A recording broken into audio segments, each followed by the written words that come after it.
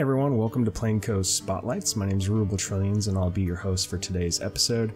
But before I get into the spotlight, I just want to remind everyone that all proceeds from this channel go to an amazing charity called Special Effect. They're devoted to providing fun and inclusion for people with disabilities.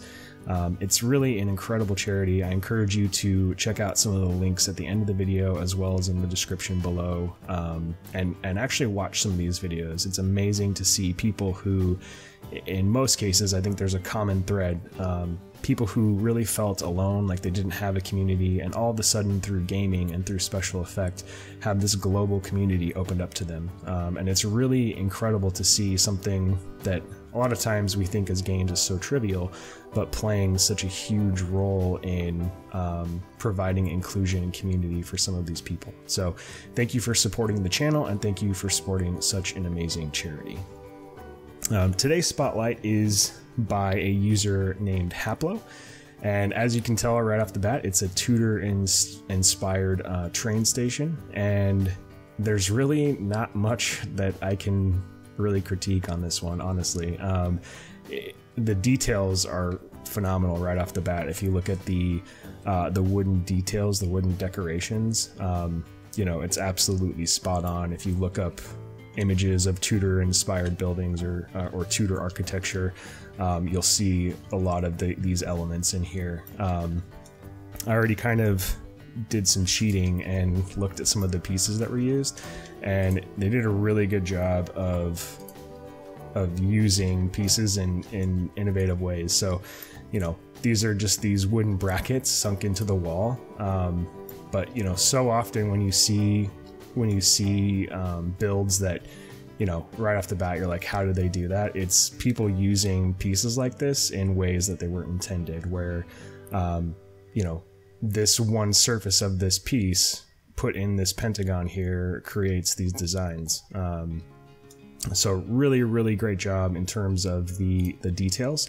The one thing that you'll notice when you look at images of Tudor buildings is that most of them are jettied from the first floor, and all that means is that there's an overhang on top of the first floor, and this was largely due to limited ground space when these buildings were constructed, and so as they went up in height they would move outward and create additional floor space. So that's one thing that you might, you know, look at this and say it's missing sort of one element to make it spot on in terms of the architecture. That being said, it's probably not very likely that a theme park would do something like that, where they would take the time and the budget to jetty out a building. But there are ways you could rework this and sort of do that. So depending on what you personally are going for, if you're looking for more theme park realism, this is pretty spot on. If you're looking for architectural realism, that's just the one element that I think there's some critique for. And also some chimneys I think would be a nice addition here. But I really love the way that Haplo integrated some money making into the train station, so it's not just a transportation ride or you know, a leisure ride. It's also an opportunity to make money for the park. So you've got a nice little you know, eating area here. These umbrellas are fantastic, and I really love the detail of having a couple of them closed. That's something that you would definitely see. And then they've even got sort of the little mechanical piece here that you would use to open and close the umbrella. So fantastic job there. You know, one thing you could consider doing is, if you worked the paths correctly, you could even put in an actual path plaza up here where you can now use the in-game benches that people would actually use. I'm sure he made this before that probably came out, but that's one thing that you could also add. If we swing around to the other side, I love this train awning that goes over the train here. It's really well done.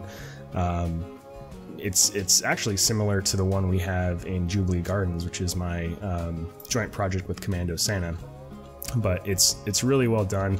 I love the lighting that's on here. So he put these lights all along here, and if we look at it at night, this sort of back end really shines. And I appreciate the fact that there aren't a ton of lights on this outside, so you really get a look into the building from this point of view.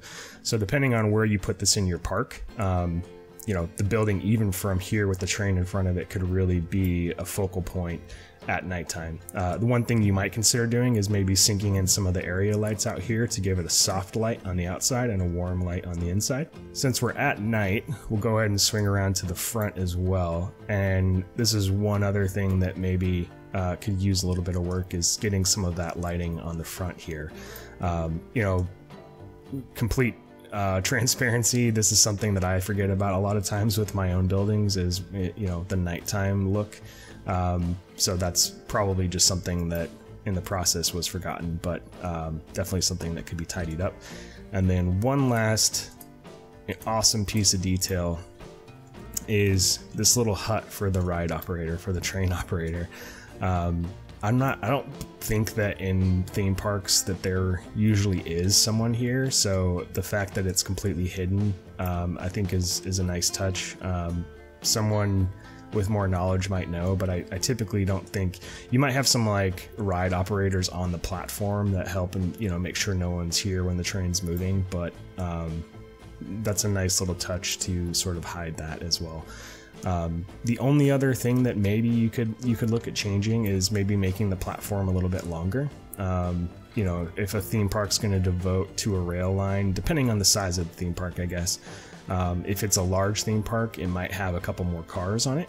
If it's sort of a smaller local theme park, this is probably perfectly fine.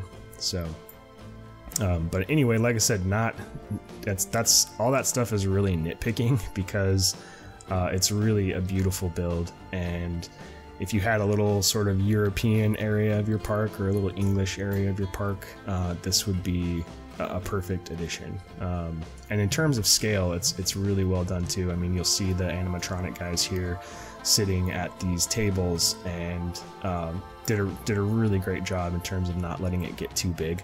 That's something that I know almost everyone struggles with in Planet Coaster, is getting buildings that are way too big than they actually should be, and the game constantly fights you on that. So great job, Haplo, on this build, and I will include a link in the description so you can go and download this. Make sure you rate it and subscribe, and it will make a fantastic addition to your park.